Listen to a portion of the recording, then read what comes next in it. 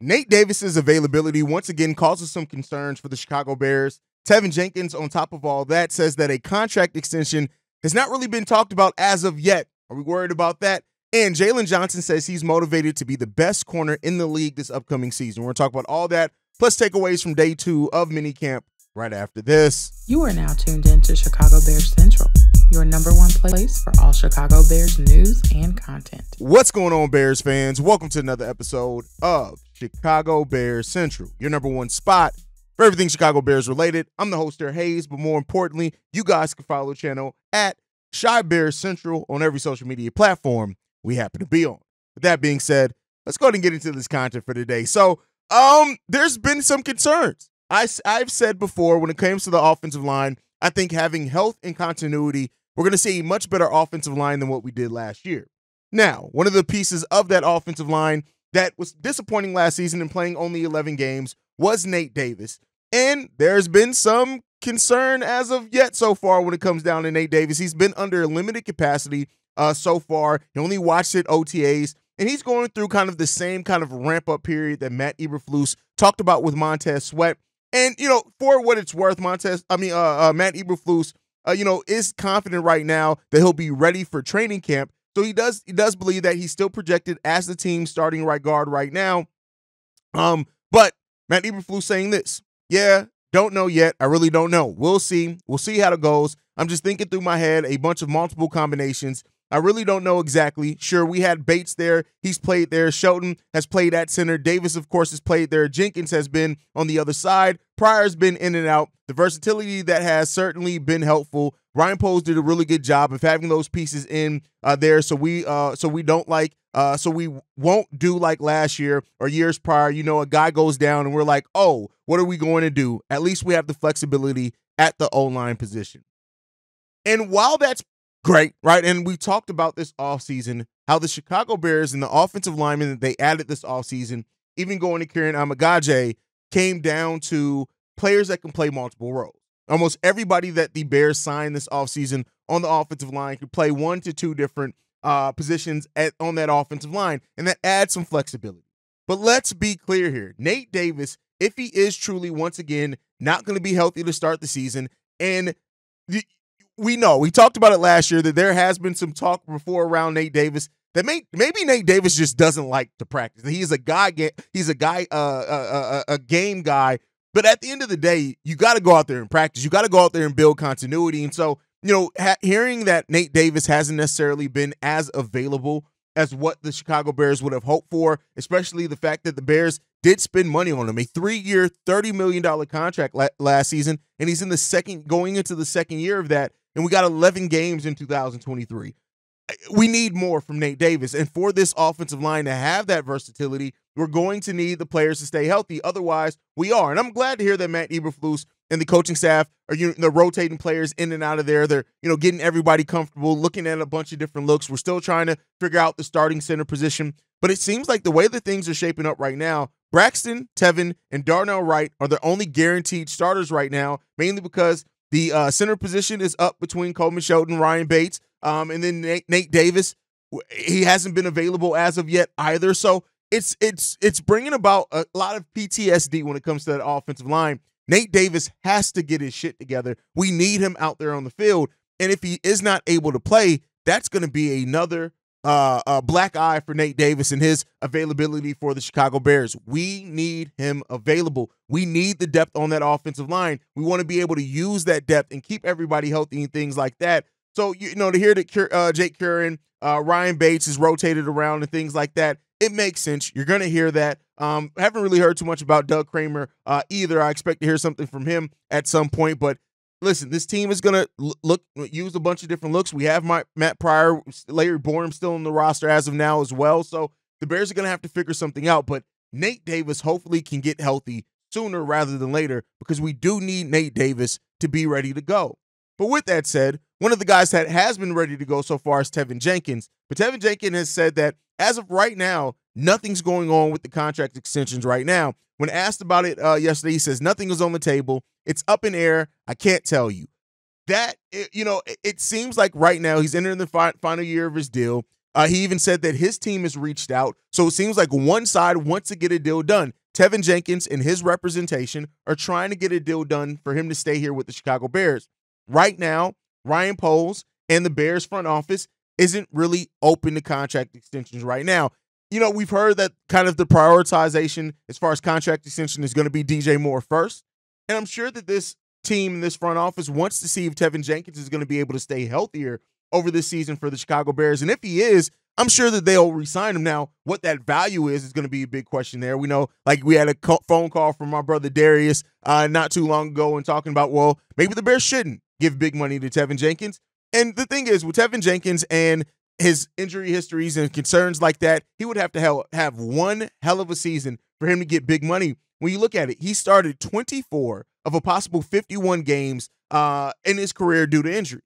So he's going to have to get it together and when it comes down to that. And so, the back issues, the neck issues, the lower body injuries, all those type of things, Teven Jenkins has gone through a lot of it. And when he's on the field, though, we know what he can be when he's on the field. The biggest thing for Teven Jenkins in this season is to stay on the field. That's it. If Teven Jenkins can stay healthy, I don't think that there's going to be a real big issue. And much like the Bears wanted to wait with Jalen Johnson, right? This is Ryan Poles' tactics. This is what he does. He will extend certain people during the season. Cole Kmet got that extension, things like that. But I think when it comes down to players that have performed well enough on the field, but bring some serious concerns about like availability or even, certain things that they need to work on their game, Ryan Poles wants to give those players a chance and an opportunity. And then if they do that and he sees the value there, he'll re-sign it. But best believe, Teven Jenkins, as talented as he is, because he is damn talented, and I want to be clear in what I'm talking about. I'm not doubting the overall talent of Teven Jenkins, but the best ability is availability. And Teven Jenkins has just not been available to the level that you want before you end up investing long-term money in a player. He just hasn't been. I think even the biggest Teven Jenkins fan would admit that. So, it comes down to staying on the field, performing like he's been performing when he's on the field, keep showing that growth and development, of course, when guys are out there with him and things like that. And if we can get Teven Jenkins to just stay healthy and to look like a player that, is starting to get over his health concerns, it could be big for him. And it could be big for his future here with the Chicago Bears. And so I want Teven Jenkins. I would love for Teven Jenkins to be a player that sticks around for the Chicago Bears. That is because if he can stay healthy, that's a position you just don't have to worry about. And yeah, you need depth and stuff there, but like a starting position, you don't have to worry about. You want as many guys on your team that, as long as, again, you're confident that they can stay healthy, but you don't have to worry about the performance. You want to fill your team with guys like that. Teven Jenkins is a guy that if he just overcomes the injury hurdle, there's no question that you want him on your team, that you want him on your roster, that you want him as part of what you're building. He just got to stay healthy. But let me know what you guys think down below. Do you think that Teven Jenkins, as one of my lights goes out, do you think that Teven Jenkins gets another deal with the Chicago Bears at the end of this season, or do you think we're starting to see the wrap-up of Teven Jenkins' career here with the Chicago Bears? Let me know what you guys think on that. Overall, I think something to get done. I think that Teven's motivated. And while it's not completely in his control, whether he gets injured or not or things like that, I think a motivated season from Teven Jenkins is going to get a lot done. And so, this is a new offense that I think this offense is also with how versatile we're going to be, more competent play calling. We are going to see, better from the offensive line overall, that better center play. Those type of things are going to help for sure. But we just need to see Teven Jenkins stay healthy. And if he stays healthy, listen, he can stay a Chicago Bear for a long time. And talking about somebody who's hoping to get their contract this offseason, to somebody who did get their contract last offseason or this past offseason, that's Jalen Johnson. And talk about motivation, Jalen Johnson sounds motivated. Now, to the credit, it's easy to sound motivated at this point in the season. He should be saying the right things, right? But when asked about his goal this season, he said it simply, being the best corner in the league. And Jalen Johnson, for what it's will, is coming off what is almost a career year for him. The highest graded cornerback per Football Focus at 90.8 last season. And while we know that the Pro Football Focus grade isn't the end-all be-all, but you'd be remiss not to understand how Jalen Johnson performed last year. And to his credit, he performed in a way, he solved a lot of the questions that people had around him, getting 4 interceptions last season, 31 solo tackles, 1 fumble forced. On top of that, 10 passes deflected. He had a extremely nice year for the Chicago Bears. The thing is, we just got to see it continue to grow. You got paid now, right? And he played 14 games last year, 11 games a year prior to that. I would hope that Jalen Johnson could play more towards the 15, 16 games this season. I'm giving a little credit. Everybody's going to miss a game or two over the course of the season, but we know how talented Jalen Johnson is, right? Not can be. How talented Jalen Johnson is. And he has a defensive back and a cornerback core that is built in a lot of ways built around him and has dogs all up and down that secondary. So, to have a big season for Jalen Johnson, I think is going to be hugely important. And I think they're going to use him in versatile ways, the man coverage, things like that. So this is a big season for Jalen Johnson, and I love hearing that his mindset is in the right way, that he's not content right now based off the deal he's going to get. He wants to continue to prove it. And Matt Eberflus basically echoed those sentiments as well, saying this: discipline and daily work habits. That's what he has done. And he showed that he had an area he needed to work on, and he got better at it. So he showed determination, and then he really showed his devotion and love for the game. And he's done all of that. So let's see what the season Jalen Johnson has. If we're talking about a season in which Jalen Johnson had one of the best seasons of his career and is the best cornerback in the league this year, then, hey, we're all going to love and support it. But let's be clear. Eddie Jackson did say last year that he was going to have one of the best seasons of a safety ever. And we saw how that went. Now, Jalen Johnson and Eddie Jackson are in two very different spots of their careers and things like that. Jalen Johnson is really, in a lot of ways, just approaching his prime, but we still want to see it on paper, or not on paper, on the field, for what Jalen Johnson is going to bring to this team. All right, with that said, let's go ahead and get into some of the takeaways from day 2 of minicamp for the Chicago Bears. Day 3 is going on right now. It seems like the offense had a much better day, especially in the 2-minute drill, that they improved a lot, from day 1. So it seems like they played much better in that. The Shane Waldron feels very confident in where they were. They were much better in both the 11-on-11s and 7-on-7s today. And it seems like Keenan Allen and Caleb Williams have worked a little bit on their chemistry as well. It was still an up and down day in aspects for the Chicago Bears overall. We've heard things like Caleb Williams was holding on to the ball a little too long in certain times. I know that's going to cause some PTSD for Chicago Bears fans like that, but the offense did finish the 2-minute drill with a field goal by Cario Santos. It looks like Roshan Johnson, Rome Odunze, Keenan Allen all called really good passes as well from there. But listen, it seems like the pass rush is legit, which we'll talk about here in a second as well. Now, as far as some other things kind of stand out in this, right? Caleb Williams had was reportedly as a great throw to Velus Jones as well. Looks like DJ also caught one on a 15-yard route as well. And then it looks like Caleb Williams was picked off by Tremaine Edmonds. That was due to him holding on to the ball a little bit too long. And we've talked about that, right? One of the things that we have talked about here at Chicago Bears Central is that Caleb Williams, because he does look to make plays with his arm first, and he has that gunslinger mentality, there are times where he holds on a little bit too long trying to make that big play. But, hopefully that's something that really, he works on in this offseason. And the fact that we have the secondary that we have and the linebacking core, that maybe they can also benefit from that as well. So, it is what it is. It seems like the defense still is on pace to be really good. Velus Jones, the fact that he's catching passes from Caleb Williams is a lot there as well. So, even when it comes Kyler Gordon saying this, like, as far as Caleb Williams, I like him a lot. I think his arm talent shows immediately, and he's very poised. So you want that poise. And with some of that is going to come some mistakes at times with it. Velus Jones, to hear that he caught a pass on 7-on-7 tournaments. I mean, 7-on-7 tournaments, I'm too much in 7-on-7 football, but what that could mean for Velus, right? The fact that maybe if he shows enough in this training camp, that maybe the Bears do look at getting him a couple of plays using that speed. He just has to hold on to the ball when it comes down to it. So, that is the questions on the interior offensive line we already talked about with Nate Davis not quite being where they want him to. He's there at practice. He's still limited, but we talked about that already. Matt Eberflus saying that he does expect Nate Davis to be that starting right guard, but we'll see what happens with that overall as well.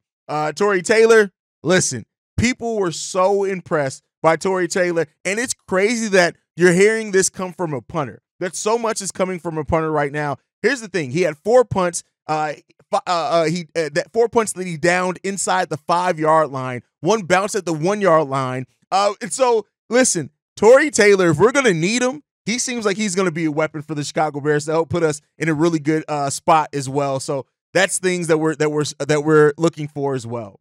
And then so far right now, the defense right now, their focus is getting more turnovers. Kyler Gordon saying this: I definitely feel a lot from that defense as far as chemistry, energy, and just the type of timing that we're on. So as far as all of us to be on the same page and take a step further than last year, I picture a lot of things for us in the future. So it says that Gordon also said that one of the goals right now for the defense is to force more turnovers, something that was big in the late few games in 2023 for the Bears. So this Bears defense is really trying to pick up on where they left off. And to hear that the Bears are playing like a top 5 defense in training camp, I know that people are more pessimistic Bears fans, rightfully so, are going to question it's just training camp. But this is a team that finished last season so strongly over those last bit of games, and they seem motivated to want to come in and show and prove that wasn't a fluke. And so that's where you want your players to be in a position right now to be out to prove, hey, we're not done here. And what you thought you saw from us last year is just the tip of the iceberg. That's what you want to show. We need to show that development in the Chicago Bears defense. As much as the offense has gotten attention from me, other pundits, because of the changes, the defense is going to be a huge, important part of this season. And it could be the thing that really pushes us into truly being a playoff caliber team next year while that offense is working out. And we're hearing those things, right, as well about that. So, I said it many times early on, and a lot of Bears fans thought I was tripping. They didn't want to hear it. But the offense is going to be a work in progress, and that's okay. I know Bears fans want this to be the final product right away, and I want it to be too. But at the end of the day, it's going to be some time. It's going to be some time. Caleb Williams holding on the ball too long is something that you expect from rookie quarterbacks. It's not the question of if it's going to happen to him. It's going to happen. It happens to some veteran quarterbacks, right? The question isn't, is it going to happen? It's how quickly does he learn from those mistakes and we stop it from happening? That's the thing. And so for some Bears fans to think and hope that the Bears just aren't going to have these struggles, they aren't going to have these downtimes, it just comes down to that's going to happen.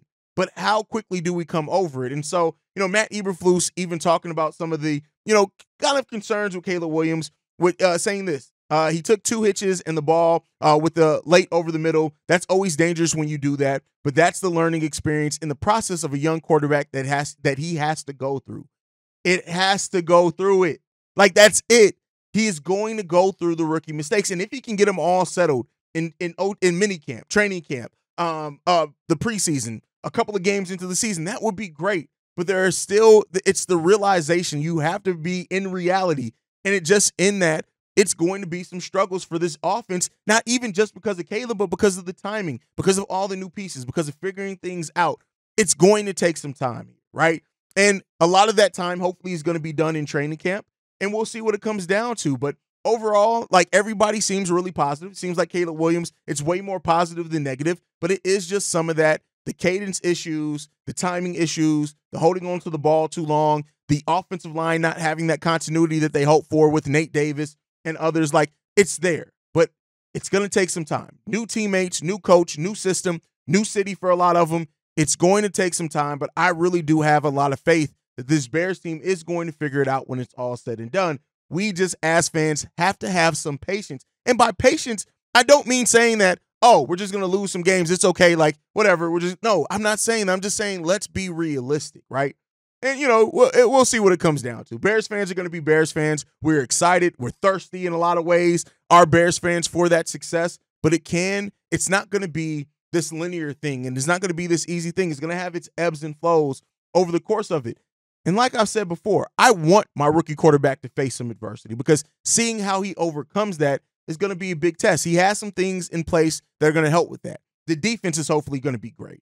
The punting to get us out of bad position, that's going to be great. We'll see what the return game looks like. The weapons on the offensive side of the ball. These things are going to absolutely help with that learning curve, but that does not mean the learning curve isn't going to be there. So as we continue to go through mini camps, things like that, it's going to be some not so good takeaways and things that we have to talk about over that time, but it's all part of the process of getting it out the game so that when we get to real games, hopefully we're in a much better situation to be there. You guys know, I always try to be realistic. I'm always going to give you guys my honest and true take, even if some other fans don't like it or appreciate it. It is what it is, but it's going to be some growing times, some growing pains that we're going to have to go through for sure. So we'll see. We'll see what happens in that one. But guys, thank you so much for tuning in to another episode of Chicago Bears Central. Make sure you guys are following the show at Chi Bears Central. You can send us any feedback, questions, comments, concerns, chicagobearscentral@gmail.com. Lastly, if you want to leave a text message and or voicemail for the mailbag, the number to do so, 773-242-9336. We are the #1 spot for everything Chicago Bears related, thanks to you guys. And like I like to end every episode on, Chi-Town up, but bear down. Love you guys. Peace, y'all. This has been a presentation of the Break Media.